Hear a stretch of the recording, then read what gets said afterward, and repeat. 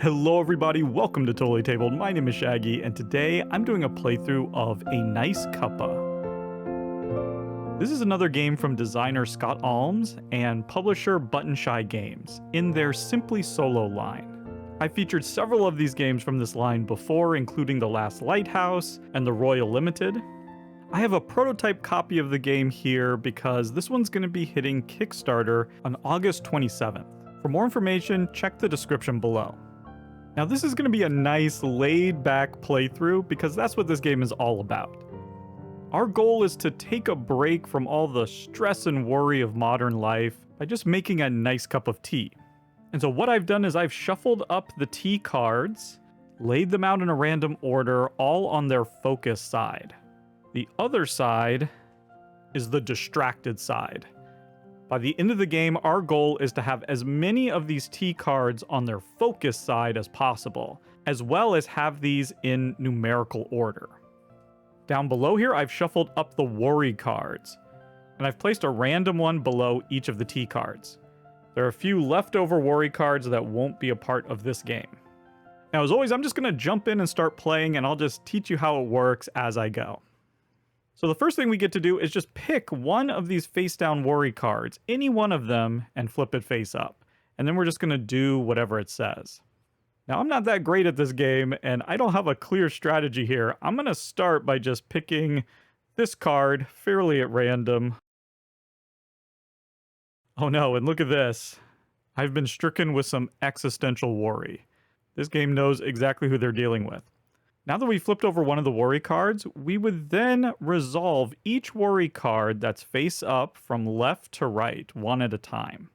This is the only one we have right now, so it says that we must choose the leftmost or rightmost pair in this line and swap the cards in that pair.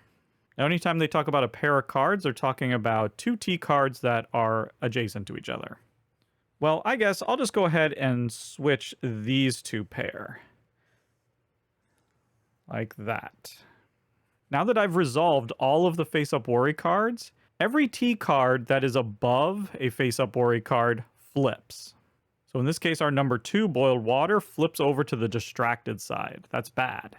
But that can also work in our favor because distracted cards above face-up worry cards will be flipped over back to their focus side. Now at this point, any worry card that was below a focused T card would get removed. This one is below a distracted one, so it'll stay.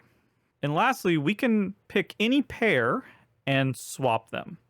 I think for now, I'll just swap these two and just get them in the right order. That might help us in the future. Okay, there we go. We're going to keep doing that until we can no longer flip over a face-down worry card.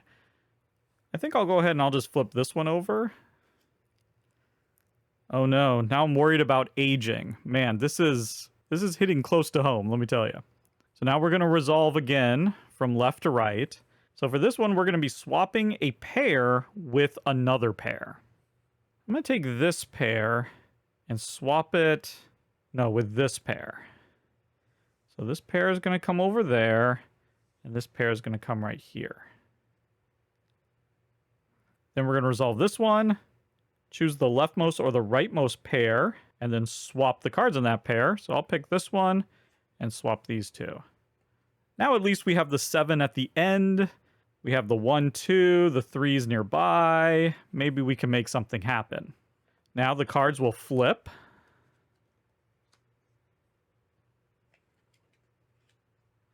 Both of the worry cards are below distracted cards, so they're going to remain.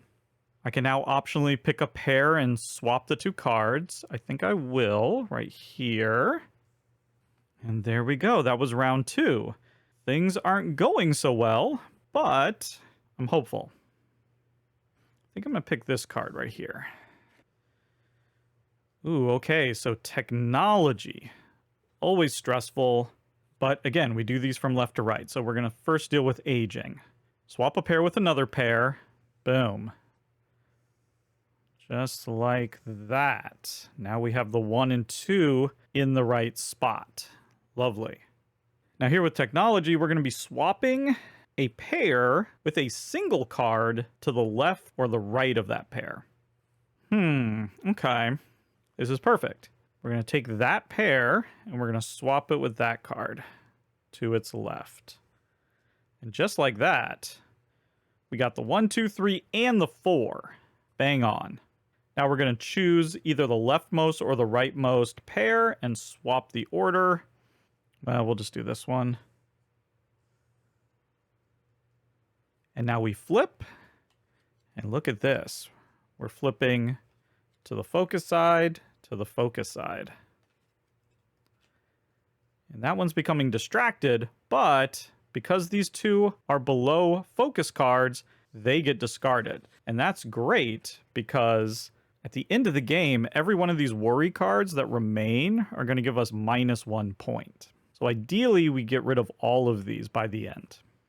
We can now do an optional swap. Yeah, why not? Well, we're going to have to do this again. Maybe I'll leave it like this for now. Okay. I think I'm going to come here.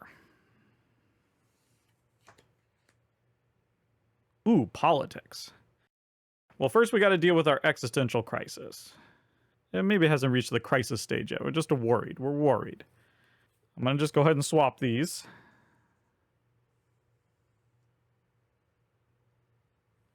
Ooh, politics is bad. We have to choose a pair, and then we're going to move the left card of that pair all the way to the beginning, and the right card of that pair all the way to the end. So with that in mind, that is unfortunate. Wow.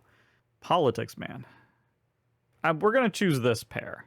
So this card will stay where it is. Oh, no, I don't like that. Yeah, it's bad no matter what. Okay. So this will stay where it is. This is going to come all the way to the beginning, and these are going to go down.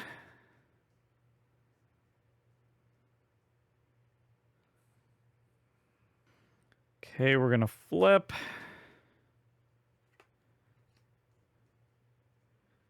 And politics is gone. Thank goodness.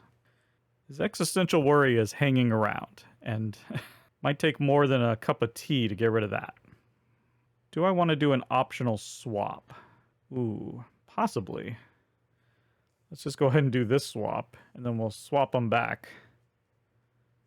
Sure, that might work. Okay, let's flip this one. Work.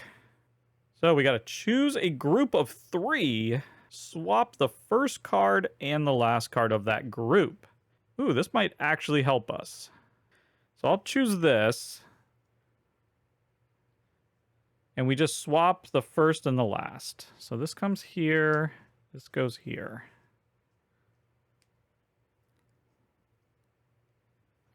Then we have existential. We know what that does.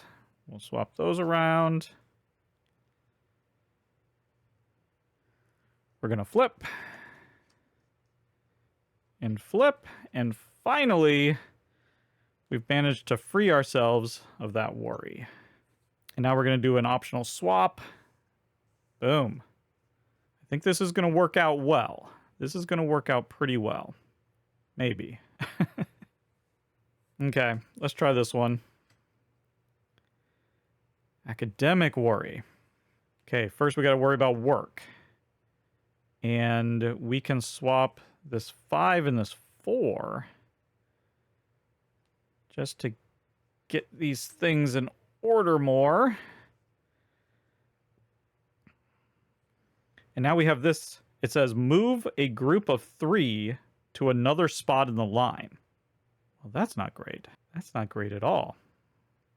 Well, let's take this group of 3 and let's move it here. So this 4 is going to come down here. These will fill in.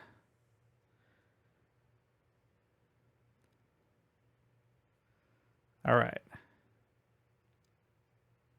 This flips.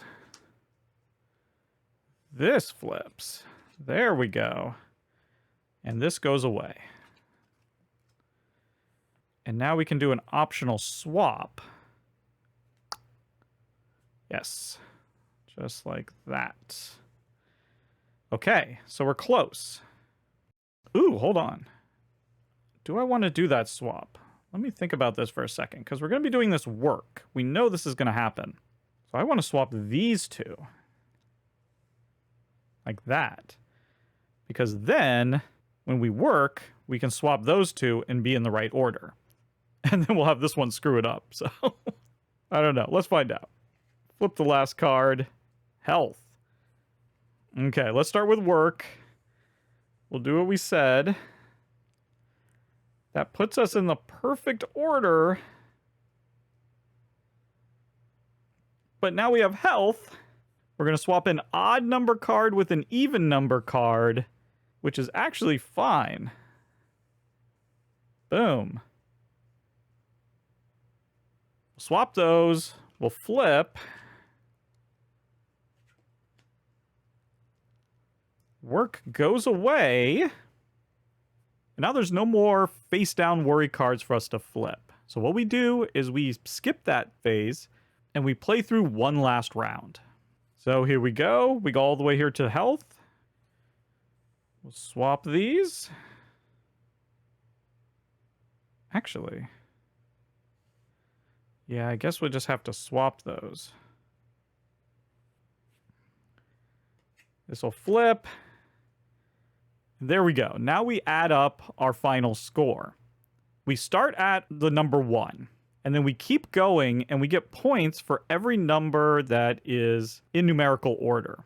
So we did one thing right. We did get this in the perfect order. Now for every focused card, we'll get 2 points, and for every distracted card, we'll get 1.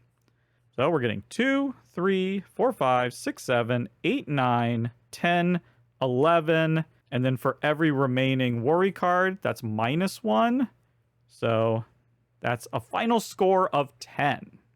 Now, at the beginning of the game, you would pick a difficulty level. You could either play relaxed, which is sort of a standard scoring, or you can play focused, which is a harder scoring.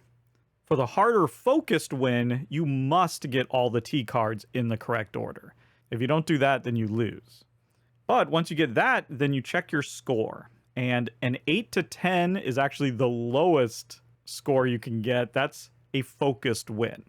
11 to 12 is a very focused win. And then a 13 to 14 would be the ultimate focused win. If you're just playing the relaxed standard game, then you don't need to get the T cards in the right order completely.